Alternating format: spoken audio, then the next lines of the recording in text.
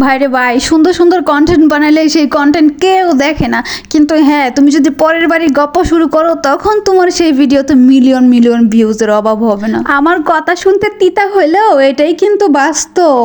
তো হ্যালো বন্ধুরা, আসসালামু আলাইকুম সবাইকে, welcome back to my channel. আমার আরেকটি নতুন ব্লগে তোমাদের সকলকে স্বাগতম। তো আমি নেত্রকোনার মেয়ে তোমাদের সামনে আবারও একটি নতুন ব্লগ নিয়ে হাজির হয়েছি। অবশ্যই ভিডিওটা কন্টিনিউ করবা, যদি ভালো লাগে অবশ্যই লাইক কমেন্ট অ্যান্ড শেয়ার করবা, আর হ্যাঁ সাবস্ক্রাইব ফলো দিতে কিন্তু ভুলবা না। তো প্রতিদিনের মধ্যে আজকেও আমাকে কাজকর্ম করতে হলো, মানে আজকে বলতে প্রত্যেক দিনই আমাকে কাজ করতে হয় অনেক বেশি। তো আজকে ভাবলাম একটু ঘরটা, আমার রান্নাঘরটা আমার পরিষ্কার করি। আমার ছোট্ট একটা রান্নাঘর, যেটা একটু পরিষ্কার পরিচ্ছন্ন করে রাখতে অনেক বেশি ভালো লাগে। আর যেহেতু দেখি যে টাকার গাছ লাগায় মানুষে, অনেকেই টাকার গাছ লাগায় সুন্দর সুন্দর ভিডিও মেক করে। সো আমিও কতগুলা টাকার গাছ চুরি করে আনছিলাম। যাই হোক, এই গাছগুলা কেন জানি উদাইতেছে না, মানে গাছের কোনো উন্নতি হইতেছে না, গাছগুলা শুধু মরে যাইতেছে গা।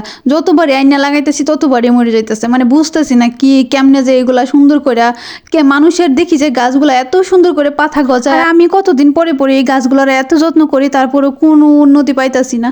যাই হোক, আমার এই ছোট্ট ব্লগ তোমাদের কাছে কেমন লাগে কমেন্ট করতে ভুলবো না কিন্তু। আর হ্যাঁ, আমার রান্নাঘরে জায়গা খুবই কম, যার জন্য এত সুন্দর করে আমি সাজাইতে পারি না, মানে কি করে সাজাবো কি বুঝতেই পারি না। রান্নাঘরটা অনেক ছোট, শুধুমাত্র দাঁড়ানোর জায়গাটা আছে, আর দুই দিকে দুইটা সেলফ আছে ছোট ছোট। তো এরকম ভাবে আমি রান্নাঘরটাকে এখন সুন্দর করে গুছাই নিয়েছি। দেখতেই পাচ্ছ আমার রান্নাঘরটা। যাই হোক, যেমনই হোক আমার কাছে গরিবের রান্নাঘর ভালোই লাগতেছে, সুন্দর লাগতেছে। আর এদিকে আমি ভাত চড়াই দিছি। আর ভিডিওটা কিন্তু হ্যাঁ, এটা কিন্তু রমজানের আগের ভিডিও, ঠিক আছে। তো কাজ করতে করতে আমি একবারে হাঁপিয়ে যাই সবসময়, যেহেতু আমি একা একা থাকি, একা একা থাকতে হয়, কাজ করতে হয়, সব কিছু আমাকেই করতে হয়। আর এদিকে আমি অনেকগুলো কাপড় চোপড় ধুয়ে দিছি, বিশেষ করে আমার বেশিরভাগ ভুরকাই ধুইতে হয়।